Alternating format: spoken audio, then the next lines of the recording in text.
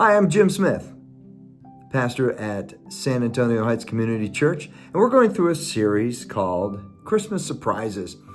Looked at a lot of surprises that occurred during that Christmas season with Mary and Joseph, and as we look at the Bible. You know, it's long after Jesus was born, maybe even up to 2 years. Matthew records something in Matthew chapter 2 about the wise men. There's a lot of question marks about who were these wise men and where exactly did they come from. But the Bible is clear that it says they came from the east. And so we think they came from Persia. There's a good chance they came from Persia because wise men were known to be in Persia. Daniel talks about being a wise man. He actually was one of the wise men, the leader of the wise men. Daniel served under 4 different kings, 2 that were Babylonian kings, and then when they were taken over by the Persians respected Daniel so much that they kept him on in their administration. And he served under Darius and Cyrus.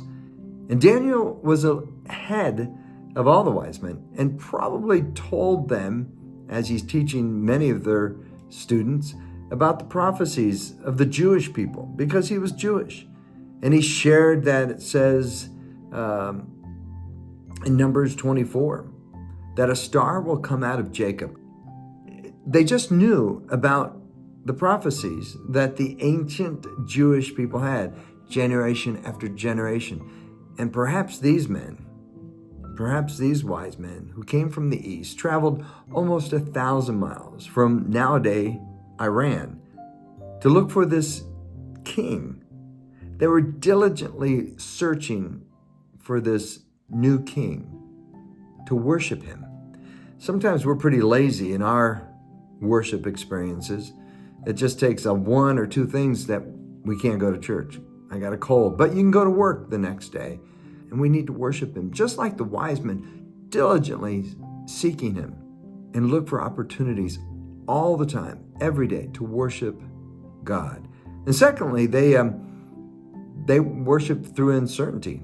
And they traveled all the way to the king of Israel, Herod, and asked him, where is the newborn king? And Herod, who was freaking out about this, said, I'm the king. He didn't tell them to the wise men, but he went back to the scribes who probably reluctantly told him, yeah, one of the prophets, Micah, said that a king will be born in Bethlehem. So Herod comes back and says, go search for him. And when you find him, come back and let me know so I can worship him too. They had a lot of uncertainties, travel, seeing a king who didn't understand what they were saying, and yet they kept going. Don't let anything distract you from worshiping God. And they followed this star. The star, again, a mystery, really. They tried to figure out what it was, but it certainly caught their attention. And they were men who looked at the stars, and this was special. And it led them to Bethlehem. After they got out of Jerusalem, it says the star appeared to them again, and 6 miles down the road, it says they came to a house, and there they worshiped God. Title of this message is Surprise Visitors. Imagine this is caravan. They brought gifts and mentioned 3 gifts, but if they traveled 1,000 miles, they probably had servants and supplies and guards, and this caravan probably was 40 or more. And so when they entered Jerusalem and even Bethlehem, caused quite a commotion. Surprise, you got some visitors, unexpected visitors.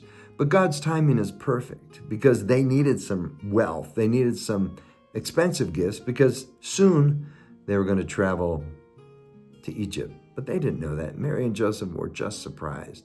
And they saw this caravan and they came in and said, we're here to search for the king, and we found him. And Mary and Joseph knew what they were talking about. They showed him Jesus, and there they gave gold, frankincense, and myrrh. Gold is a gift for kings. It's wealth. It's something that we worship God even today. And it's important to realize that God considers what he has given us an act of worship as we give back to him financially. Really, he said 1/10 is the minimum that we should give.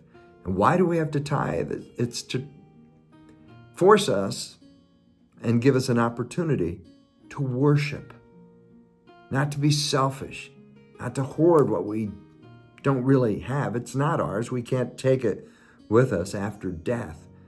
It's an act of worship, financially giving to God. Give to God through the church, a minimum of 10%. Then if you give to missionaries or other people in need, that's on top of that. And then you worship. The frankincense it's a fragrance. And basically, we set the atmosphere wherever we go. We shouldn't be argumentative. We should be givers rather than takers. We shouldn't make people get really tense when we show up, but we should bring peace and harmony wherever we go. Frankincense was an incense that just filled the rooms. And myrrh was something that they would anoint a dead body with primarily. And in a way, we sacrifice our lives to God. And so you think of it as myrrh.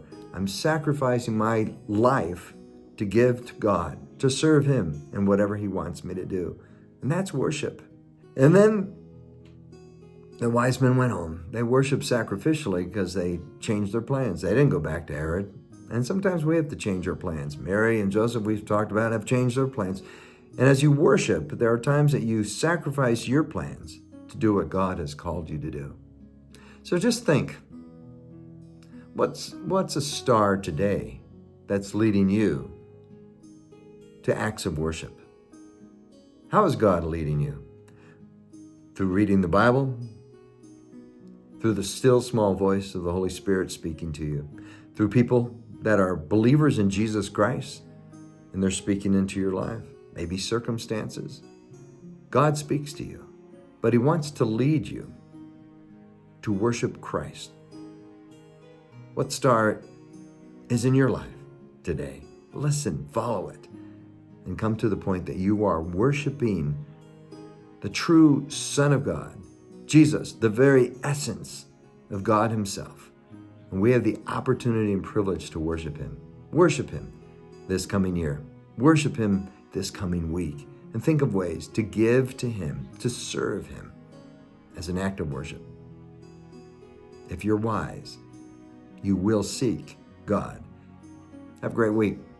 Bye-bye.